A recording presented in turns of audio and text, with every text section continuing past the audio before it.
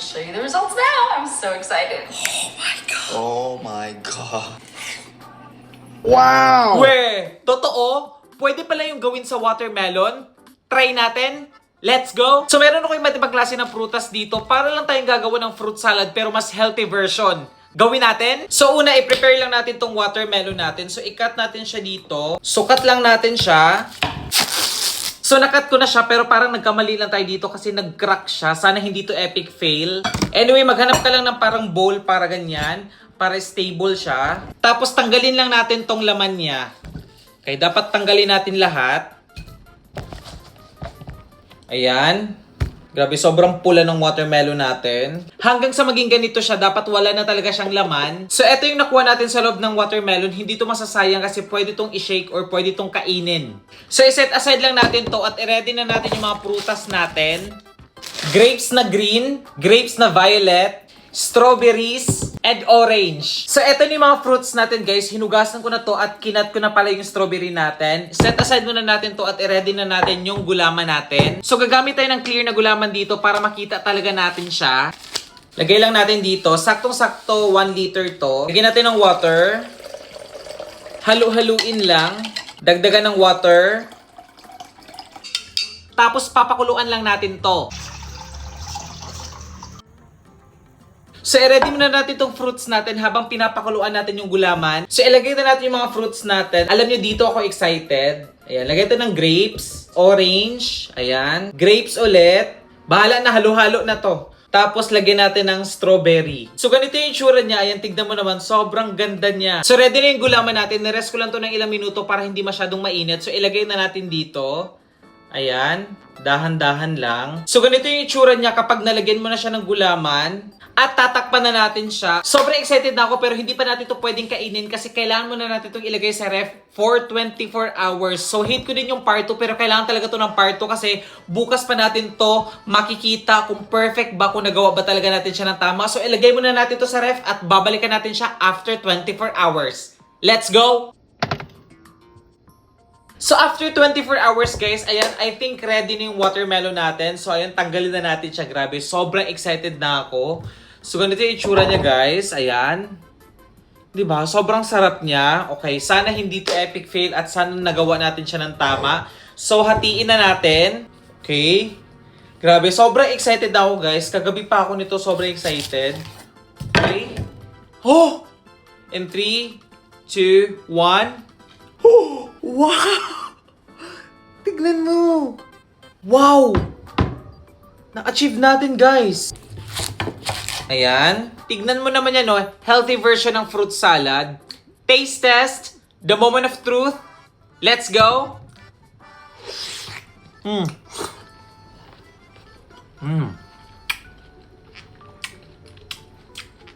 Ang sarap. Hindi ko na ito nilagyan ng sugar kasi matamis na siya. Grabe ang sarap. Sobrang worth it yung paghihintay. At sobrang sarap niya.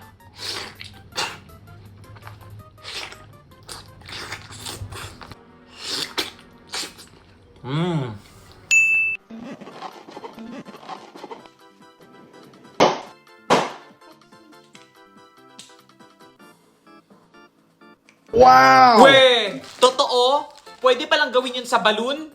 Try natin? Let's go! So, una natin itong i-prepare itong balloon natin. Grabe, sobrang excited na ako. Sana magawa natin to ng tama. So, kuha lang tayo dito ng pink. Ayan, tapos siguro white. At hipan na natin.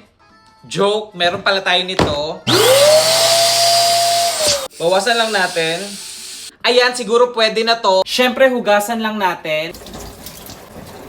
At next natin gagawin, i-melt lang natin tong chocolate natin. Siguro dalawa na. Ayan.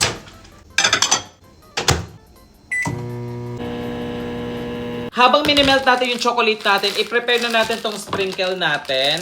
Grabe, sobrang dami nito. By the way, 1 kilo pala to. Lagay lang natin dyan. Wow. So ayan, na-melt na yung chocolate natin, pero kailangan muna natin siyang palamigin. At dito na tayo sa exciting part. I-dip na natin tong chocolate natin dito sa balloon natin. Ayan. Okay? Hindi ko alam kung tama itong ginagawa ko. Basta malagyan yung bawat gilid. Okay. Natatakot ako na baka pumutok yung balloon. Tapos tanggalin lang natin siya. Tapos ilagay na natin siya dito sa sprinkles natin. Okay. Grabe, sobrang excited na ako. Sana tama tong ginagawa natin at sana ma-achieve natin siya. Siguro pwede na to. Tapos ilagay na natin dito. Tapos ilagay na natin siya sa ref. Tapos ito namang isang balloon natin. Tapos lagyan na natin siya ng sprinkle. Okay. Ayan, tapos ilagay na natin siya sa ref. So after 2 hours guys, eto na yung chocolate natin. Feeling ko matigas na siya. At dito na tayo sa exciting part. Puputokan na natin yung lobo. Medyo natatakot ako kasi baka malakas or baka masira yung chocolate na ginawa natin. Okay. Sana hindi to epic fail. Okay. 1. Grabe. Mas kinakabahan ako sa pagputok ng lobo. 1, 2, 3, go. 1. Okay. Ayan, okay. So natanggal na siya guys, kaso yung lobo sa loob, ayaw niya matanggal. Paano ba yun nila ginawa? Okay, tanggalin natin. 2,000 years later. So ayan, natanggal na din siya para siyang bagul. So ayan, eto na siya. So i-plating na natin siya. I-plating, so dahil may ice cream yun, lalagyan natin siya ng ice cream. Ayan.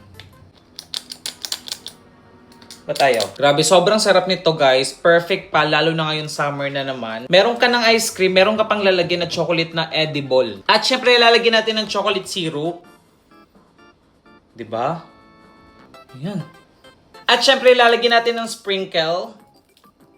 Wow. Cherry on top. At syempre, lalagyan pa natin ng whipped cream. Taste test. The moment of truth. Let's go. Ooh. Alamig. Sarap. Lasang ice cream. Cherry. Sarap.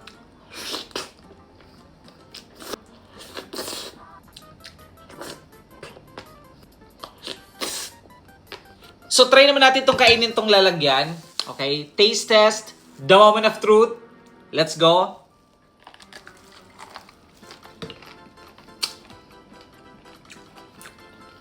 Lasang chocolate pa din naman.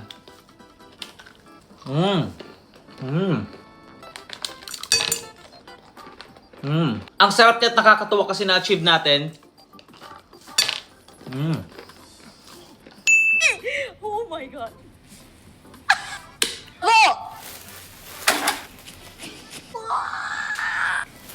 Wow! Gawa tayo ng sobrang laking Dubai Chewy Cookie.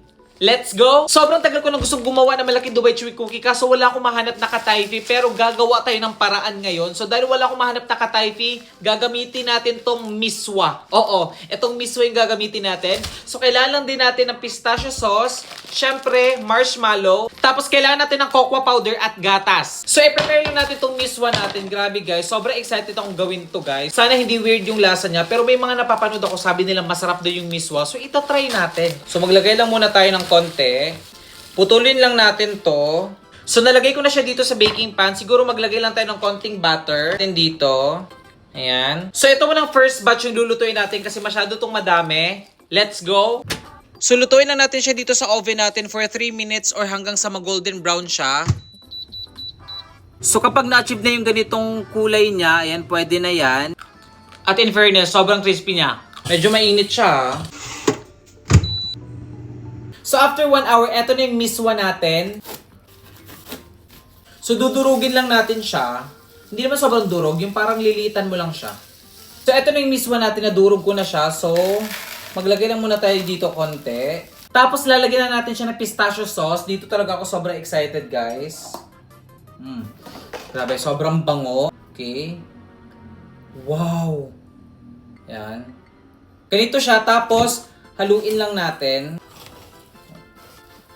So finally guys, nahalo ko na din siya. Grabe, sobrang bango niya. Tapos ilalagay na natin siya dito. Grabe, sobrang laki pala na magagawa natin guys. Hindi yan tinipid sa ingredients. Yan. At tignan mo naman itong nagawa natin, no? Halos kasing laki siya ng ulo ko. So, eto na siya, guys. So, ilalagay muna natin ito sa freezer hanggang sa tumigas yung miswa natin. Let's go! Ilalagay na natin. So, i-prepare na natin itong marshmallow natin. Dinamihan ko talaga para hindi magkulang. Tapos, maglagay lang tayo ng butter. Ayan. Tapos, i-microwave na natin.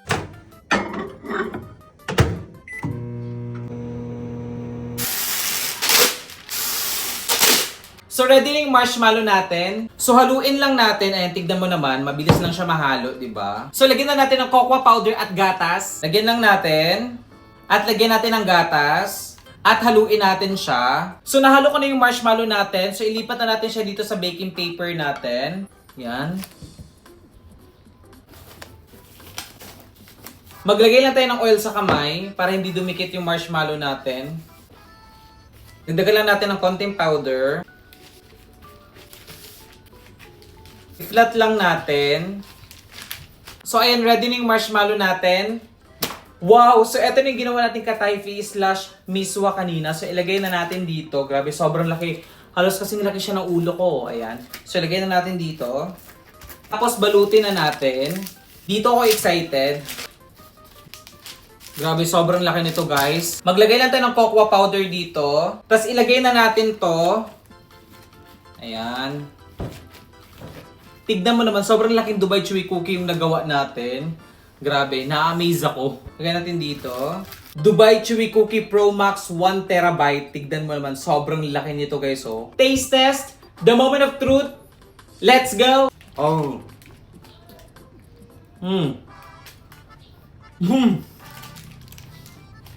Hindi ko nalasan yung katayfi kasi puro siya marshmallow. Ulitin natin.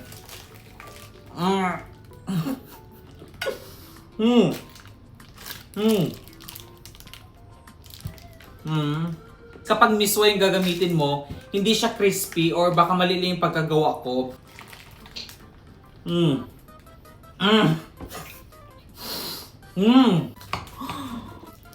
Wow, look at this.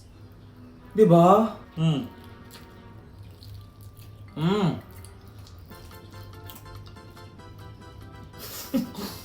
Grabe weird yung lasa niya. Iba pa din talaga yung katayfi. Kasi ito, maalat siya na hindi ko maintindihan. Mas masarap pa din talaga yung katayfi sa Dubai Chewy Cookie.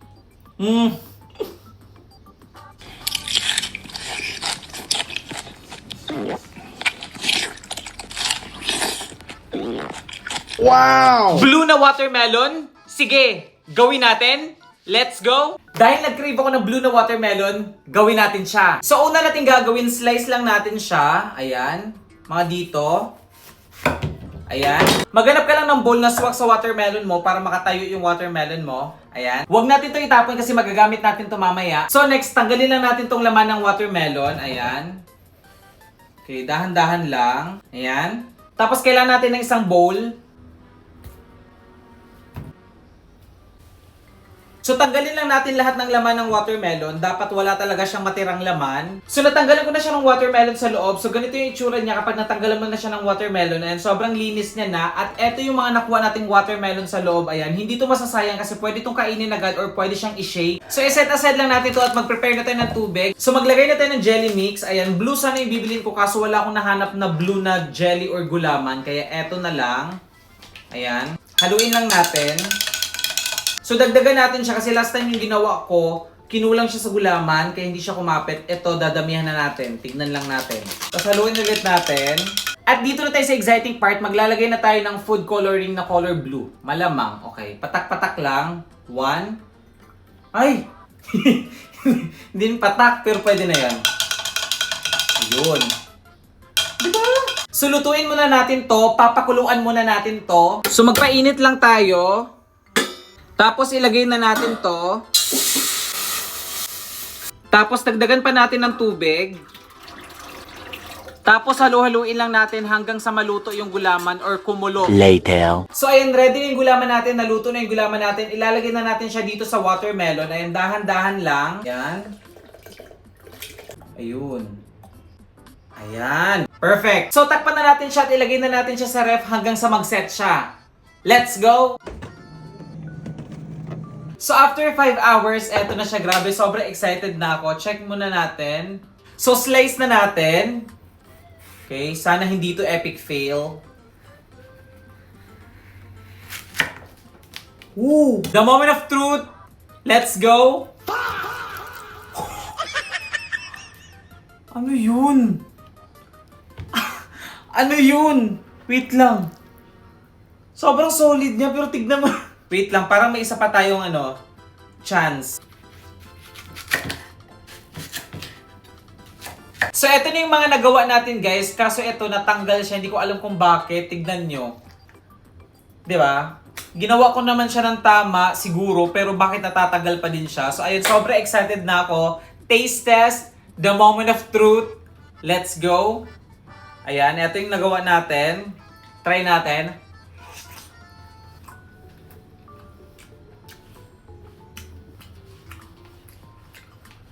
Nakalimutan ko maglagay ng sugar. Dapat pala nilagyan ko. Masarap naman. Parang kung kumakain ng gulaman na walang asukal.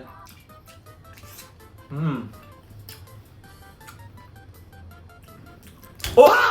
Tignan nyo naman to, epic fail siya. Hindi ko alam kung anong ginawa kong mali. Bakit hindi siya dumikit dito. Kasi sa video dumidikit siya. At saka talagang sobrang dikit siya dito sa watermelon nila.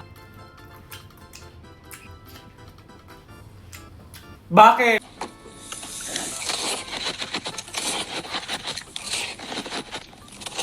Wow! Mukhang masarap yun ah. Try natin.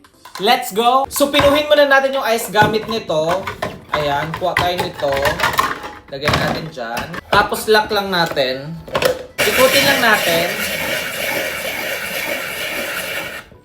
Bilis lang oh. Ayan oh. Ayan. Ang bilis niya na makagawa. So nakagawa na tayo ng pino na ice. Next natin gagawin, ilalagay na natin siya dito sa molder. Lagay lang natin siya dito. Ayan. Gawa tayo ulit.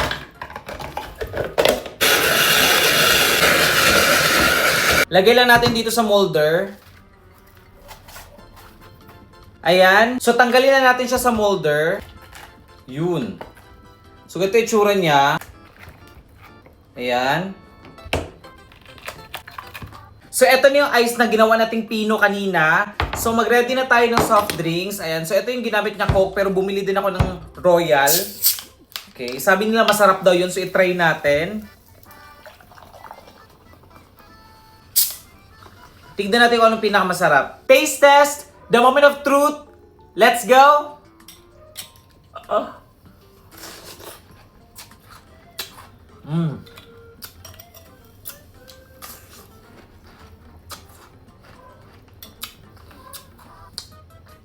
Ganun pa din naman, lasang Coke pa din naman. Na lasang ice.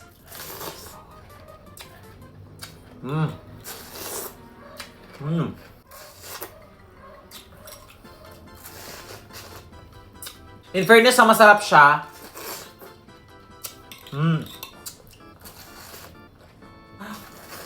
Lagi akong nakakapanood ng mga video na Chinese na kumakain ng ice.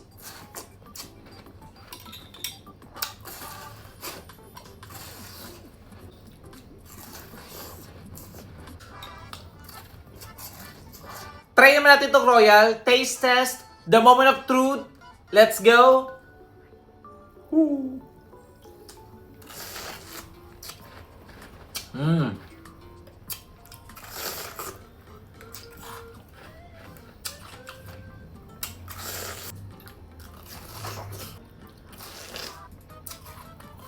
In fairness, lasang Royal pa din naman. Sobrang satisfying niya kainin.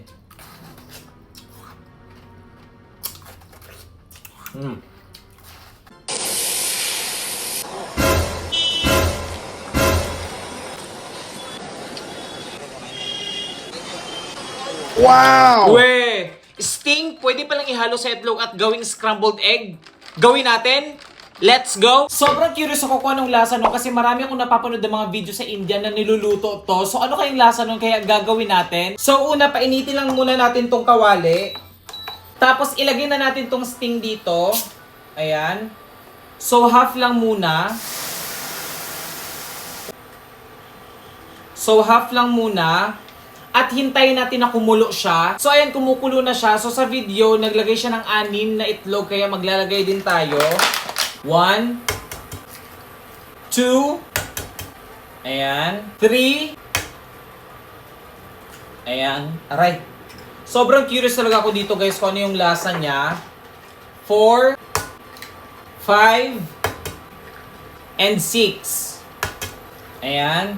Hintay lang natin na kumulo. So, ayan, kumukulo na siya. So, ganito yung itsura niya. Ayan. Tapos, ihalo na natin siya. Grabe, sobrang colorful niya.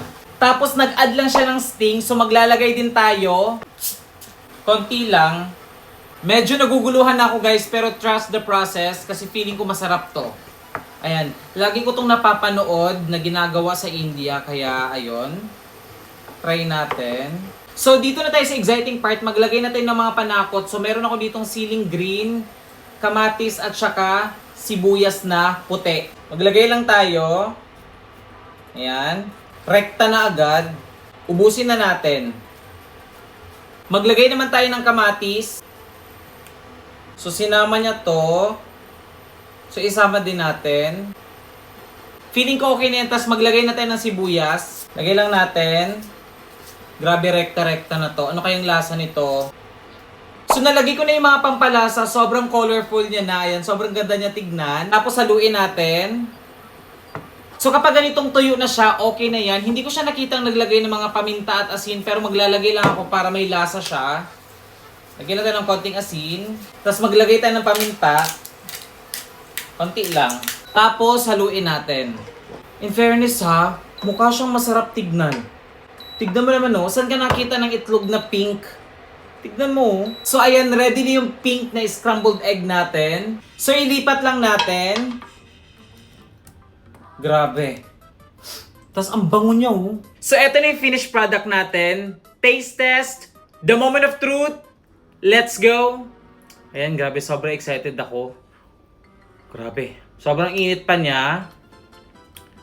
Let's go.